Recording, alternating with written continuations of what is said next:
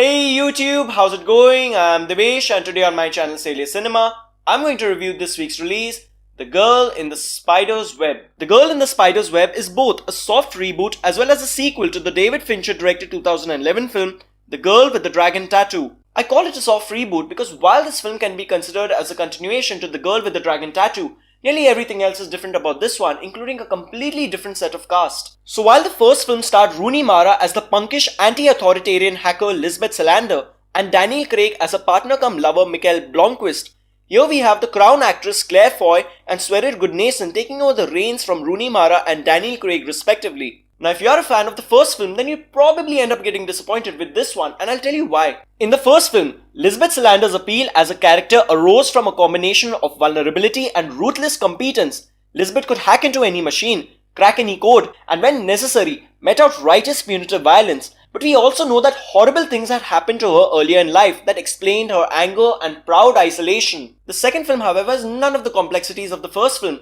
neither does it have the labyrinth of a murky storyline. What's also missing are the disturbing aspects that made David Fincher's R-rated film so beautifully bleak. And above all, one misses Lisbeth Salander's ability to catapult herself into the fortress of power and wipe the smiles of the smug, predatory and misogynist pigs. Instead, The Girl in the Spider's Web banks on the collective hunger among audiences for an action picture hero who is not a white, 35-ish male with stubble on his chin.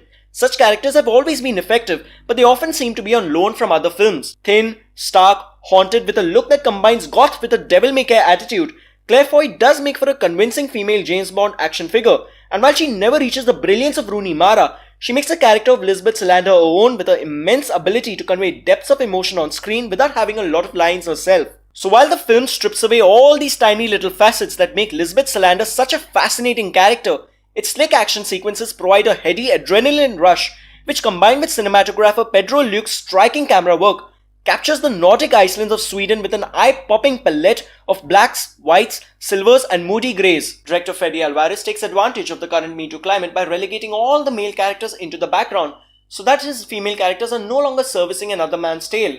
This is pretty evident from the way he reframes the story to allow Lisbeth Salander to be the driver of her own tale, rather than being the Watson to Mikael's Sherlock. Sylvia Hoeks stars as Lisbeth's enigmatic sister and also the antagonist in this film. She very much fits into the mold of a classic Bond villain. Watching The Girl in the Spider's Web, I was both disappointed with the reinvention of Lisbeth Salander as a female daredevil outlaw, as well as invigorated by the relentless action that is just about enough to give adrenaline hunters a high. Action buffs may therefore rejoice, but for those fans of the first movie who prefer their films with a dose of drama, you may end up with a hollow feeling. I'm going with 3 out of 5 for The Girl in the Spider's Web.